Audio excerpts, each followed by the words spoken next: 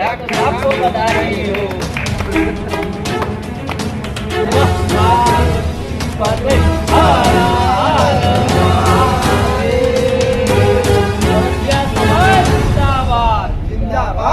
चौरसिया समाज जिंदाबाद, जिंदाबाद जिंदाबाद, डॉक्टर संजय चौरसिया जिंदाबाद, जिंदाबाद जिंदाबाद, डॉक्टर संजय चौरसिया जिंदाबाद, जिंदाबाद जिंदाबाद, चौरसिया समाज जिंदाबाद, जिंदाबाद जिंदाबाद।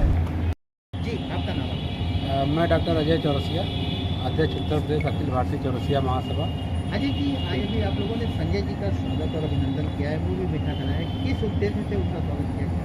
आज डॉक्टर संजय चौरसिया जी को उत्तर प्रदेश सरकार में दिव्यांगजन बोर्ड में सलाहकार के रूप में नामित किया गया है और ये इनके पिछले 5 वर्षों से दिव्यांग भाइयों के लिए किए जा रहे अनवरत सामाजिक कार्यों की सरकार ने सराहना करते हुए इनको अपने बोर्ड में शामिल किया है और उम्मीद है कि आपके शामिल होने से चौरसिया समाज जो कि बहुत ही प्रसन्न है और खुश है कि हमारे एक चौरसिया भाई को इस बोर्ड में सदस्य के रूप में नामित किया गया है। और चूँकि आप बनारस के एक बहुत ही प्रतिष्ठित बाल रोग विशेषज्ञ डॉक्टर भी हैं और दिव्यांगता जहाँ तक आप है कि केवल शारीरिक नहीं होती है, शारीरिक साथ साथ मानसिक दिव्यांगता भी होती है। तो उसमें बहुत सारे बच्चे हम लोग के हॉस्पिटल में पहले भी आते रहे जो मानसिक रूप से दिव्यांग थे, शारीरिक रूप से अगर आप शरीर में सब कुछ है लेकिन अगर आपका दिमाग काम नहीं करता है तो आप उस तरह से एक नॉर्मल व्यक्ति की तरह आप काम धाम या कार्य नहीं कर सकते।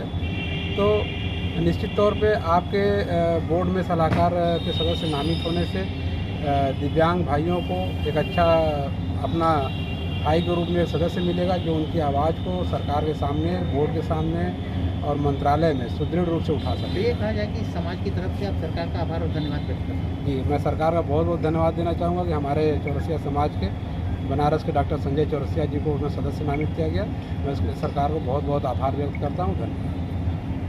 करने में असमर्थ हो जाते हैं कुछ सालों के बाद, तो मैं चाहता हूँ कुछ ऐसी योजनाएं बन जाएं कि कम से कम उस दिव्यांग का जीवन सरल हो जाए और उसके परिवार को भी इतना अधिक बोझ न वहन करना पड़े, उनके लिए सुलभ हो जाए। Thank you.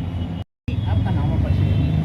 मैं डॉक्टर संजय चौरसिया, बाल रोग विशेषज्ञ, TMC हॉस्पिटल वाराणसी। संजय जी, अभी सरकार की तरफ से आपको एक ऑनर से नवाजा गया है, क्या कहेंगे और अब आगे का क्या प्लान है इस पद को मिलने के लिए? अभी पिछले 26 अगस्त को उत्तर प्रदेश शासन द्वारा 20 सदस्यीय राज्य दिव्यांग बोर्ड का गठन किया गया है। इसमें सलाहकार के रूप में मुझे 20 सदस्यीय टीम में नामित किया गया है। विशेष रूप से टेक्निकल कमेटी में मुझे रखा गया है।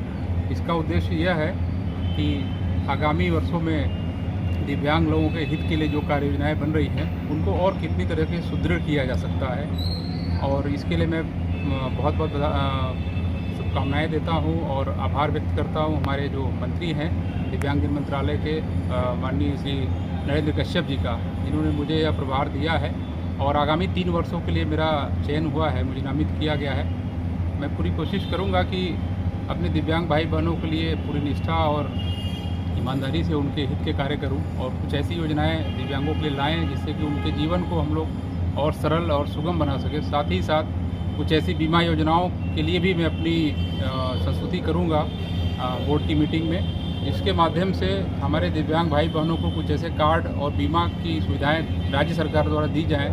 साथ ही साथ उनके आवागमन के लिए जो ट्राईसाइकिल वगैरह दी जाती है, AC बसेस, जो हमारे और भी सुविधाएं हैं, ट्रेनों में सुविधाएं हैं, मैं उनके लिए भी उनका प्रस्ताव रखूंगा कि उन्हें कम से कम खर्च में उनके लिए सुलभ हो सके। इससे हमारे दिव्यांग भाई बहन अधिक से अधिक भ्रमण कर सके, देश में हर एक राज्य का दौरा कर सके और उनके जीवन शैली में अत्यधिक सुधार हो। संजय जी, आप जिस फील्ड से जुड़े हैं, आप डॉक्टर हैं, आपका एक लंबा करियर है, ऐसे में आपका क्या एक दिव्यांगों के स्वास्थ्य को लेकर कुछ नई योजना आपके लिए?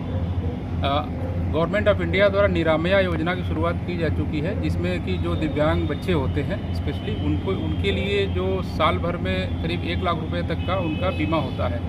उसी तरह पे मैं चाहूँगा कि राज्य सरकार से भी मैं आग्रह करूँगा, अपनी प्रस्ताव अपनी रखूँगा कि हमारे जो दिव्यांग भाई बहन हैं, अभी तो ये हमारी जो स्वास्थ्य योजना चली रही है आयुष्मान, उसके अतिरिक्त यदि उनको कोई विशेष जैसे अगर कोई अतिरिक्त उनको सुविधाएं चाहिए, उनकी फिजिकल डिसेबिलिटी है, उनके कुछ अभी थैलेसीमिया जो ब्लड डिसऑर्डर्स है उसको भी दिव्यांगता में रखा गया है, बौनेपन को भी रखा गया है, मानसिक मंदता को भी रखा गया है। तो बहुत सी ऐसी भी बीमारियां हैं जिनमें इलाज का बहुत अधिक खर्च आता है और काफ़ी लंबे समय तक उसका इलाज चलता है। जैसे मानसिक दिव्यांग बच्चे जो हैं, मंदबुद्धि बच्चे हैं, सेरेब्रल पैल्सी के हैं, उनके